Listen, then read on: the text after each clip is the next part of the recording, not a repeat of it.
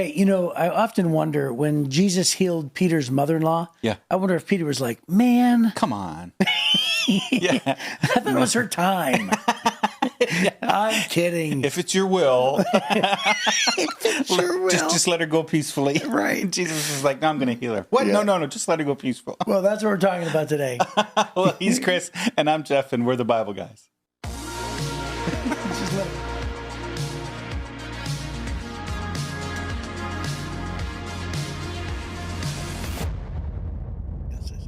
Okay. So, now I'm in trouble. My Yeah. mother-in-law listens to this podcast. So, Yes. Kathy, we were talking about Chris's mother-in-law, not mine. That's right. That's right. That's so funny. And Sally, I think, listens to this podcast. Yeah. So, she's at home. So, hey, today we have just lost a segment. We just lost 2 of our 4 listeners. No, That's right. That's right. No, it's just our moms left. Both our mother-in-laws just clicked off. They unsubscribed. That's so funny. Yeah. So for our listeners, we're holding up paddles. We have these paddles that we're holding up with sticks and pictures, and one's Chris and one's Jeff, and it's our Yes. job to decide who's most likely. Okay. All right. So we're just gonna quickly. And we have to vote. We have to vote, and so put them down, and Okay. then just instinctively put them up as fast as you can. Okay. Here we go. There's 5 questions. Number 1, who's most likely to go on a hot air balloon ride? It's me. I'd say you too. Yeah. I've been in a hot air balloon. Yeah. Well, I've never been. Yeah. And the thing is, I'm normally that guy. Yeah. So everybody around in my world would definitely vote me. Yeah. But me compared to you, I think you win. Yeah. We did a hot air balloon over, there's 5,000 1,500-year-old temples in Bagan in Myanmar along the Irrawaddy River. And we get on the balloons at 5 o'clock in the morning, and we just went through the jungle right over top of all those temples. And then, it was magnificent. Are you afraid of heights? No. So I'm afraid of heights. Oh, yeah. I would still do it, It's so peaceful. but I would be definitely afraid to It's do it. incredibly peaceful. Yeah. Yep, you'd like it. Okay, number 2. Who's most likely to finish a pint of ice cream in one sitting? That's probably me, too. Actually, I'm going to say me. Oh, is it you? me, Okay. yeah. So both of us Well, are then I don't tied. feel so bad about myself. Yeah. We're both going to sit over. Okay, Yeah. what kind of ice cream would you finish on an entire pint? Butter pecan. Well, I have a specific one. So ice cream's okay, Yeah. but I will unintentionally eat way too much Moose Tracks. Okay, the way you feel about chocolate in general is the way I feel about all ice cream. Oh, really? Yes, You just can't say no. I just can't say no. Yeah. So unfortunately, Yeah, right? yeah. So unfortunately, we both lifted our own names on that one. That was Yeah. Well, very know unfortunate. thyself. No, no, myself. Yes. It's true. Okay, number 3.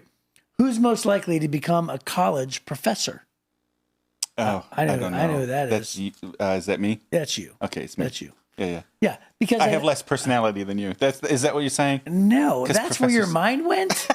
My mind went to knowledge, which, by the way, is number I was one. bored. I was bored with every professor I had as well. Well, knowledge is the key, Okay. and the prerequisite is the knowledge part. Okay. And I think that you have more knowledge than me.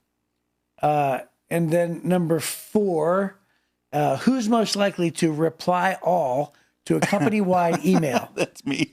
I'd say me too. Oh, is it you? Yeah. I'd say me too. Yeah. And by the way, isn't it funny how you learn over the years, right? Yes. Because how many of our listeners probably you've blown it, you've replied all, and then you wish you could unsend, Yes. right? Yes. And you're like, and by the way, like you can't read tone in email, and you're like, oh, that's not the way I meant it at all, You reply all and say, "Don't worry about it. He's not going to be working here next week, anyways." right? And then have you ever done And this? everybody's like, "What?" Have you ever done this? Where you actually send like a personal joke, or you send you reply thinking that it's not reply all. Oh, right. Yeah, Right. I've done that I remember before. one time somebody sent an email. I thought it was only this one person. I wrote back and it was something like, I did not want anybody to hear. And it was the entire Oh, no. staff. Yeah. It was the entire staff. Well, Jesus said, "What's done in secret will be known in public." Dun, dun, dun, dun. Yep, that's true. All right, here's the 5th one. Who's most likely to become a shark on Shark Tank? Oh, you. Me? Yeah, I was I gonna think say so. I was gonna say you. Really? Yeah. Because I think you're pretty savvy in business, and I think that I could see you in authority. Just So, do you like that show? I love it. I love that show. I love that show too. It. Yeah. If I'm just scrolling so I rarely think, oh, I want to go watch Shark Tank, but it's almost always on. Right. Right. So on some channel somewhere. Dude, it's exactly my sentiment. I never turn it on. Yeah. But when it's on, I stop and I watch it. And the next thing I've watched 5 episodes. Right. But my wife hates it. Well, hey, we sort of complimented each other on that one. Yeah, exactly. Well, through the whole thing, we voted. I think we only voted the same way once. Yeah, which is what? The first one, who's most likely going to Balloon Ride. Yeah, which is you. Yeah. Other than that, we were voting for each other. Yeah, and to be honest with you, if it was anybody but you, I would have voted for myself. Right? Yeah. Because you've traveled more and you've done adventurous I things look for adventures. slightly more Yeah, than I me. look for adventures. Hey, you know what I mentioned, by the way? I know we're right at that time where we need to move on, but let me slip this in. Go ahead. So when I was in the Egyptian pyramids, first of all, Yes. you don't really meet anybody who's been inside, the Giza pyramid. That's right. That's right. The Great Pyramid of Khufu. Right. Yeah. And then, that's the biggest one. And then to meet somebody who's inside the pyramid, I don't know any person ever in my entire life who actually disobeyed the rules and laid down, crawled over the wall, and laid in the sarcophagus. Sarcophagus, yeah. Yeah, where the Egyptian box, pharaoh. Yeah. And then got a photo of it. And that's my story. My story is like, dude, I climbed over the wall when nobody was looking. I disobeyed the rules, and I laid down where the pharaoh was, and I met you, and you're like, guess what I did? And I'm like, there is no possible way. We both did it. We've both, number one, been in the pyramids. Right. And number two, I think we're the only two people that I know I don't know anybody else. who actually did that. Yep. We also, you're not supposed to take pictures of King Tut's mask. And we both did it. We both did it. They literally say, do not photo. Yeah. And you're like, because you said that, I'm pulling out my phone. Well, so there was for me, sneaking a the photo. sign was outside the room, and there's tons of stuff in that room, and Right. it just said something about no photos. Yeah. And so, King Tut's mask yeah. is the only thing you photoed in that room? No, Okay. but I got a picture. That's of the it. only thing I photoed in that room. Yeah. So security guard came up and said, no photos. And I was like, oh, dude, I've been taking photos through the whole museum. And he goes, you're allowed to take photos in the museum. I went, oh, okay, thank you. I put my phone in my pocket, started walking away. He goes, no photos in here. And he wanted me to erase it. Yeah. Well, I took like 15 photos. So I just kept erasing until he told me that was enough. And then I kept the one that I got was good. Nice. Yeah, I don't know why. There's no flashes. There's nothing else. But we should have obeyed the rules. That's one of those things. For sure. We should repent. Yeah, kids, It's inappropriate. Don't do as what we do. Yeah, That was wrong. kids. That's right. We should obey the rules. All right, we need to move on. Here we go. So we already started this. We already opened this can. I think both of us are avoiding getting into this mother-in-law thing because we made mother-in-law jokes, and Right. now we're going to pay the price. So this comes up in 3 parallel passages, and there's a couple of neat little details that pop up. This is why it's going to be the benefit of reading all 3. So in Matthew chapter 8, Matthew's moving right along now. He's getting 8 chapters in already. When Jesus arrived at Peter's house, Peter's mother-in-law was sick in bed with a high fever. But when Jesus touched her hand, the fever left her, and then she got up and prepared a meal for him. That evening, many demon-possessed people were brought to Jesus, and he cast out the evil spirits with a simple command, and he healed all the sick. This fulfilled the word of the Lord through the prophet Isaiah, who said, he took our sicknesses and removed our diseases.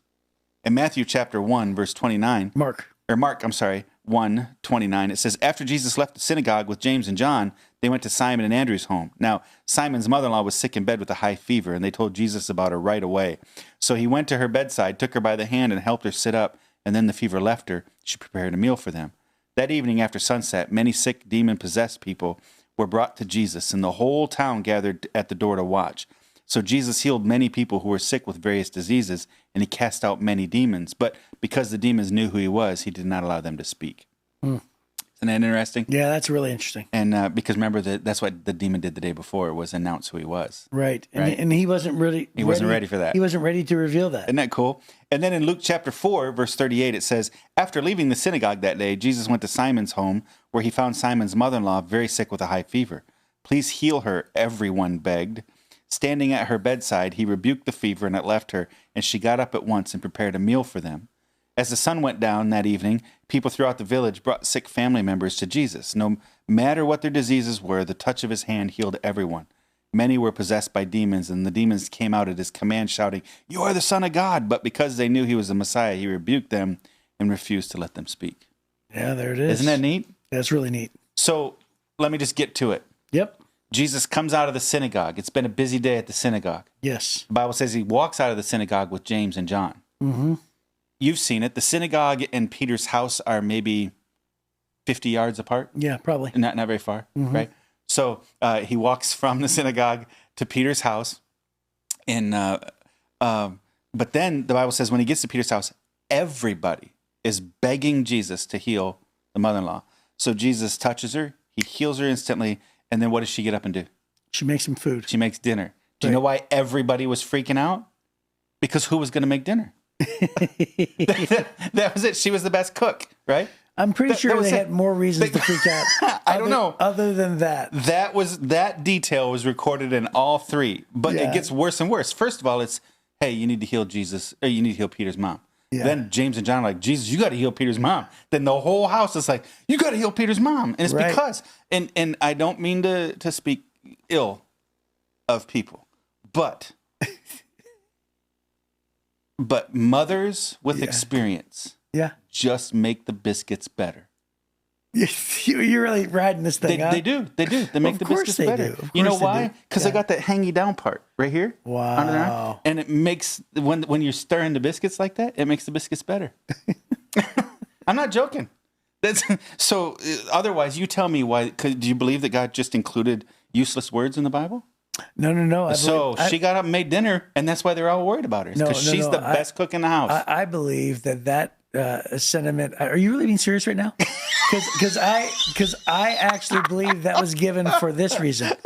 Because she was that healed. That's exactly correct. It was such a complete healing. It was such a complete healing that she is fully at work making dinner. So here she is ready to die, right? Yeah. And assumedly, right? Sure. And then all of a sudden she gets up and she's completely healed, so much so to where she's back to her duties, which again, if you think about it, if you're making a meal for multiple men, you got to be hustling, right? Yeah. And so that's a demonstration of so maybe you feel like I was off base a little. About the biscuits. Yeah. I agree with you about mothers making better biscuits.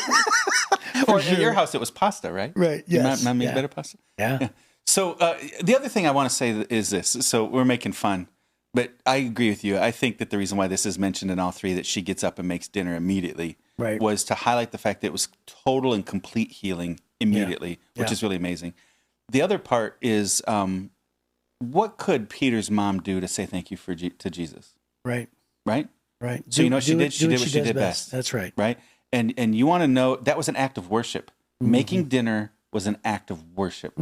That's a really good thought. If we could just, so I was making a joke to drive it home. Yeah. But the reality is, if you could just do what you do best and do it for Jesus. Yeah.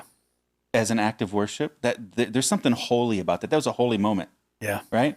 And so, making fun a little bit, but it's a holy moment when you give Jesus your very best, what you do best. Yeah. That's great. Yeah. That's a great thought. Gee whiz, that's worth the price of admission. Right? It was worth listening to Jeff offend every mother-in-law on the podcast. About their flabby arms. I didn't say flabby arms. I said the hangy down part. The hangy down part. You were referring to flabby arms.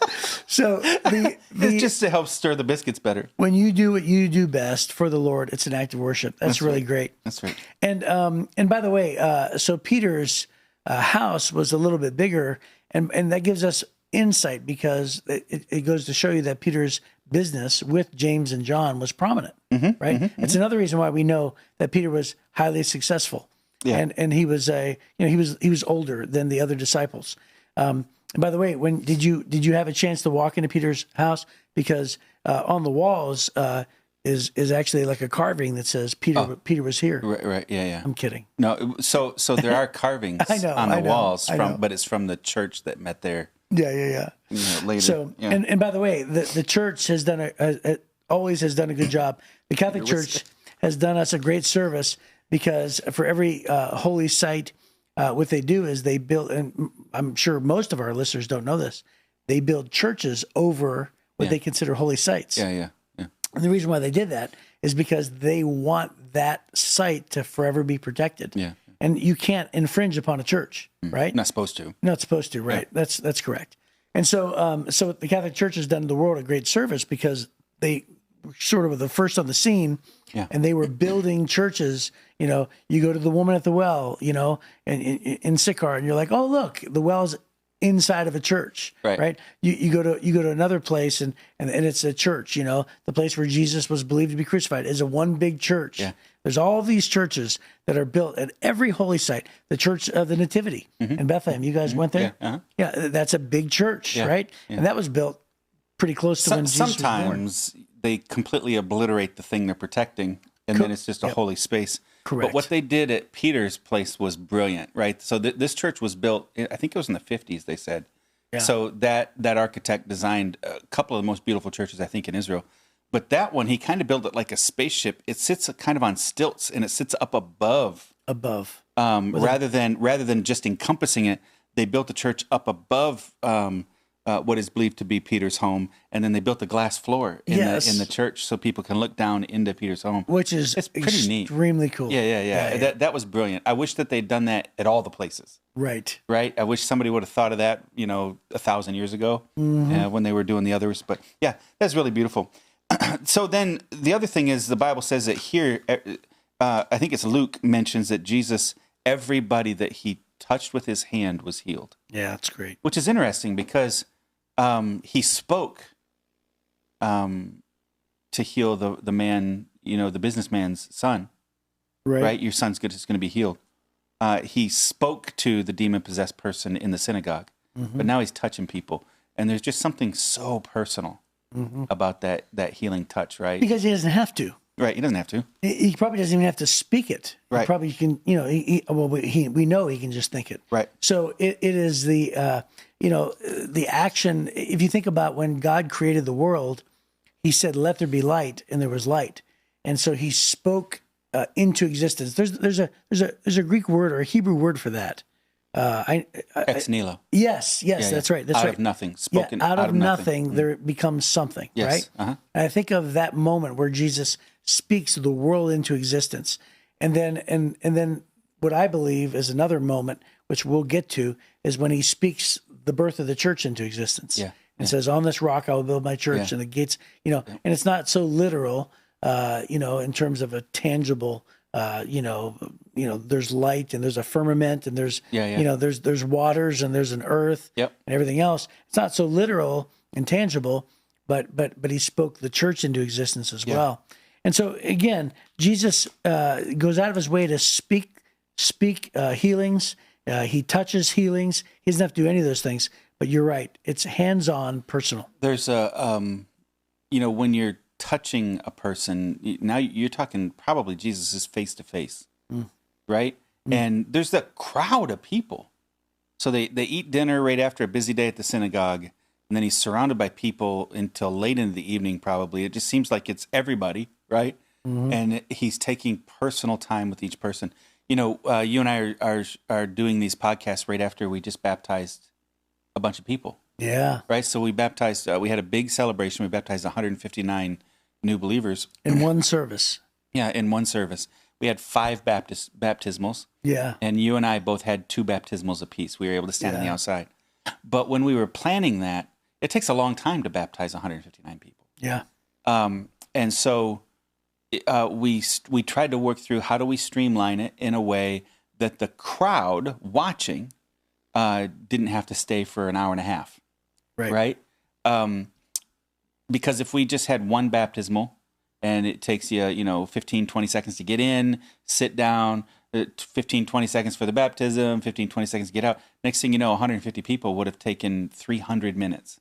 Right. 5 hours. Right. Is that how long 300 minutes is? Yeah. So then we thought, well, that's we can't do that. Right. So we need to shorten it up. So then we wound up getting 5 baptismals. And then, it was on video and we had photographers because this is a personal moment for each individual. Right. And so then, as we were working through it in our meetings, it kind of felt like by the end that we were talking about moving cattle through, it was cattle herding.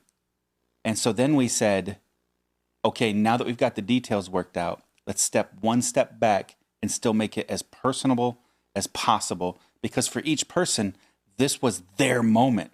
Yeah. And so then you and I and the other people who are doing baptisms, we wound up having a team that was moving people through lines, getting people up and down, helping them get in and out. But you and I were able to look every person in the eye.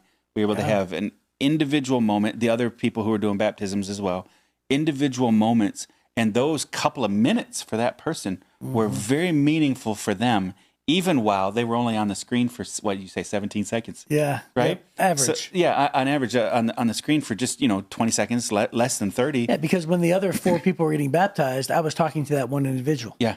So the entire time when I'm looking at this person saying, hey, what's your name? Plug your nose. Here we go. Let me ask you a question. Have you accepted Christ as your Savior? And I would always say, the way I do it is I say, do you want to follow him all the days of your life? Yeah. And they say, yes. Okay. Well, then today, based upon your public statement of faith, I baptize you, my sister, in the name of the Father. And by the way, what was so cool is I started that sentence as soon as I baptized the other person, I turned around to the other tank and I started that whole speech with them, right? Immediately. And they were already in place because the volunteers put them in place, which is the sophisticated part of it. Right. But what's so interesting is I thought it was so brilliant because as I was looking them in the eye and I had this personal moment, I would just continue my speech, even though I knew the camera wasn't on me, right? And by the time I got to that space, I baptize you today in the name of the Father and of the Son. Usually when I got to that statement, then Natalie hit my shoulder, meaning the camera's on you. Right. And then I was able to, dunk them and back up. But the crowd who's hearing the worship band they're singing along, they only get to experience 17 seconds on the average of that person. But I've spent all that time with that person. A couple minutes. Yeah. And it was the personal thing. Yes. So we built systems to manage a large crowd. Right. But it wasn't about the large crowd. Right. I never had the experience that it was about the large crowd. Right. The large crowd out in the stadium got to watch. They got to see what was happening, the life change, the celebration, all that stuff. It was beautiful. People crying, watching, right? Being a part of it. The person, or the people in line got to celebrate and watch the next person get baptized or whatever. But every one of them, it was an individual thing. And I never felt like we were trying to move a crowd through. I felt like instead it was face to face, looking them eye to eye, the personal touch, the personal experience. This is one of the reasons why Jesus needed the disciples. You find the disciples they bring the children to Jesus, or they wind up trying to hold the children back. They pass out the food, they manage the crowds and all these things. One of the reasons why Jesus needed the disciples was to get all those little details done so that he could touch them with his hand. Right. So that he could have those personal face-to-face moments. And it's not unspiritual to plan. Right. It's not unspiritual to make sure that you can manage a larger impact or a larger crowd, as long as it's not about the crowd.